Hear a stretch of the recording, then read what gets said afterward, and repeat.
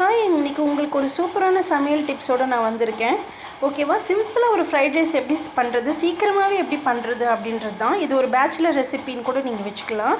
வீட்டில் இருக்கிறத வச்சு நம்ம சீக்கிரமாக பண்ணிடலாம். இதுக்காக கடைக்கு போயிட்டு நம்ம வெஜிடபிள்ஸ்லாம் வாங்கிட்டு வரணும் அப்படின்லாம் அவசியமே கிடையாது. குக்டு ரைஸ் மட்டும் இருந்துச்சுன்னா போதும். ஃப்ரையிங் பேனில் கொஞ்சமாக எண்ணெய் போட்டுட்டு உங்கள்கிட்ட வீட்டில் இருக்கிற எக்ஸ் இருக்கும் இல்லையா, அதில் ஒரு எக் இல்லைன்னா 2 எக் உடச்சி ஊற்றிட்டு அதை நல்லா ஸ்க்ராம்பிள் பண்ணிக்கோங்க. கொஞ்சமாக உப்பு, எக்குக்கு வேண்டிய உப்பு மட்டும் சேர்த்துட்டு நல்லா ஸ்க்ராம்பிள் பண்ணிக்கோங்க. அது நல்லா ஸ்க்ராம்பிள் ஆனதுக்கப்புறமா நீங்கள் வடித்து வச்ச அந்த சாதம் இருக்குது இல்லையா, ஒரு கப் ரைஸ் எடுத்து அதில் சேர்த்துட்டு ஹாப்பிமா ஃப்ரைட் ரைஸ் பவுடர்னு சொல்லிட்டு கடையில் விற்பாங்க.